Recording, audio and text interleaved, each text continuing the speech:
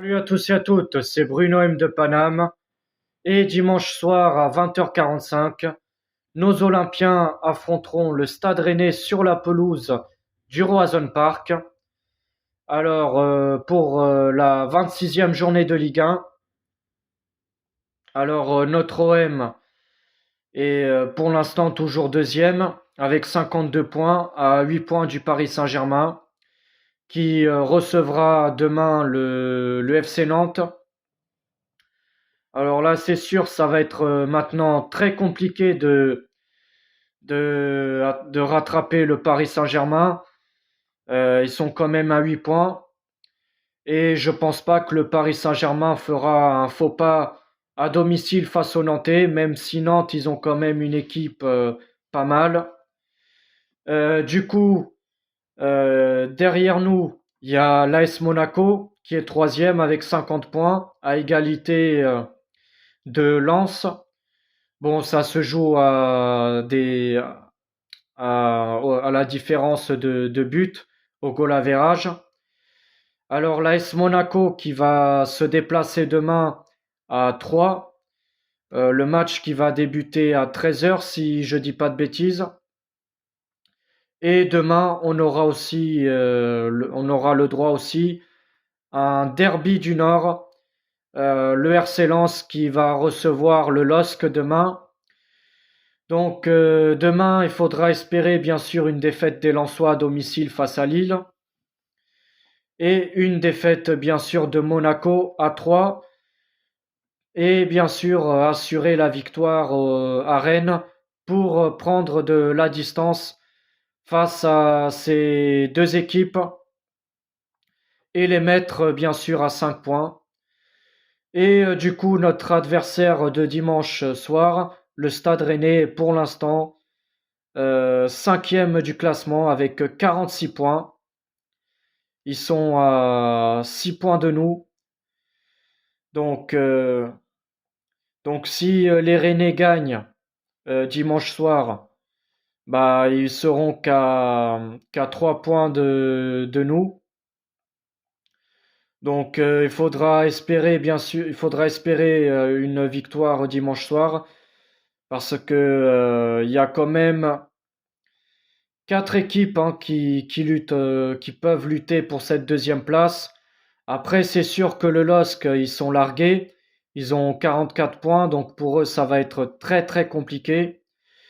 Mais notre OM, Monaco, Lens et bien sûr le Stade Rennais, voilà, ça va être des candidats sérieux pour la deuxième place.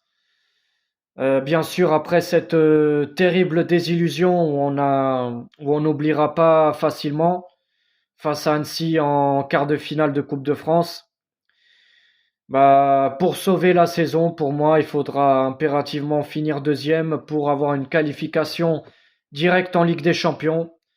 Donc cette deuxième place en Ligue 1, pour moi, ça permettra de sauver la saison après cette grosse faute, cette énorme faute professionnelle qu'on a eue mercredi dernier.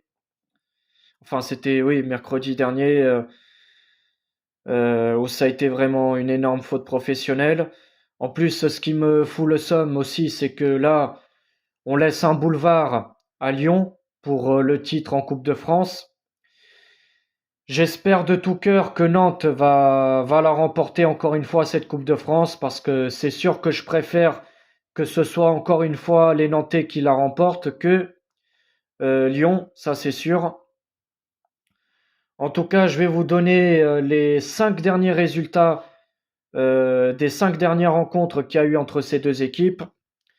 Alors la dernière fois, c'était en début février ou en janvier, je m'en souviens plus exactement, mais en tout cas, c'était en début d'année 2023 où l'OM s'est imposé 1-0 lors des 16e de finale de Coupe de France face à Séréné avec un but de Matteo Guendouzi en deuxième mi-temps suite à une très belle récupération de Jordan Verretou qui part en contre-attaque et qui fait cette magnifique passe décisive à Guendouzi qui marque le but de la victoire, qui nous qualifie en huitième de finale, où on a battu le Paris Saint-Germain. Donc c'est ça ce qui fout le seum, c'est qu'on a quand même éliminé deux grosses équipes, et en quart de finale, voilà, on se fait avoir par une petite équipe de Ligue 2. Bien sûr, sans vouloir manquer de respect à Annecy. Ça, franchement, c'est pas normal. Du coup, ensuite, le 18 septembre 2022, c'était lors de la première partie du championnat, la première partie de cette saison. L'OM a fait un partout à domicile. Ensuite, le 14 mai 2022, là, c'était sous Sampaoli. On s'est incliné 2-0 à Rennes. Ensuite, le 19 septembre 2021, pareil sous sous Sampaoli, on s'est imposé 2-0 à domicile. Ensuite, le 10 mars 2021, on s'est imposé encore une fois à domicile 1-0. Et la dernière fois qu'on s'est imposé au Roazhon Park, c'était le 10 janvier 2020, 1-0. Donc ça fait 3 ans que voilà, c'était la dernière fois qu'on s'est imposé à Rennes. C'est sûr que les 5 dernières rencontres, on n'a joué qu'une seule fois au Roazhon Park, mais sinon à domicile, ça fait quand même longtemps qu'on perd pas face aux Rennais. Mais c'est sûr que chez eux, ils sont beaucoup plus compliqués à battre. C'est pour ça que bon, heureusement qu'en Coupe de France, on les a affrontés chez nous face à notre public. Après les 5 dernières rencontres des Rennais, c'est 3 défaites et 2 victoires.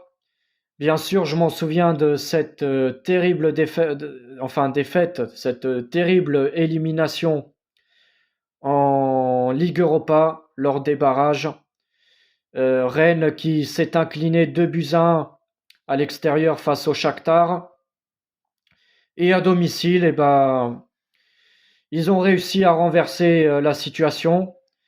Alors en deuxième mi-temps, il y a eu Toko Ekambi, l'ancien Lyonnais, qui a ouvert le score et qui a ramené cette équipe de Rennes en prolongation. Cette équipe rennaise qui a poussé durant tout le match. Après, on a bien vu que le Shakhtar de Donetsk ont un bloc défensif très fort et ça a souvent posé problème aux Rouges et Noirs.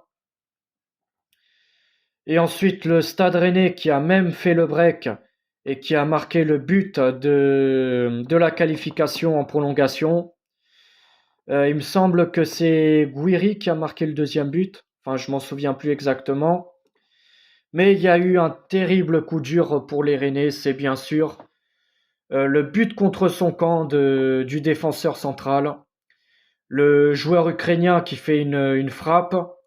Le défenseur rennais voulait la dégager, mais malheureusement pour lui, sans faire exprès, il lobe le gardien. Le ballon part derrière, il fait un lob à son gardien, et malheureusement ça envoie les Ukrainiens au tir au but. Et Rennes s'est fait éliminer au tir au but face aux Ukrainiens qui ont quand même eu une sacrée chatte, il faut le dire, en toute fin de prolongation. C'est sûr que ces dernières années, les tirs au but, ça réussit pas du tout aux Français, que ce soit en club ou en équipe nationale. Faudrait travailler plus, faudrait commencer à travailler un peu les tirs au but, parce qu'on peut dire que ces dernières années, c'est un peu notre malédiction à nous les Français, les séances de tirs au but. On n'est pas bon à cet exercice-là, malheureusement. Et du côté olympien, les 5 derniers matchs, c'est 3 victoires et 2 défaites. Alors il y a eu cette défaite 3-0 à domicile lors de la 25e journée de Ligue 1 face au Paris Saint-Germain, avec un doublé de Mbappé et un but de Messi. C'est sûr que le PSG avec Mbappé, c'est chaud à les battre. Le gars, c'est vraiment un monstre, ça, il faut le reconnaître. Et bien sûr, cette terrible, cette terrible élimination en quart de finale face à Annecy, cette grosse faute professionnelle.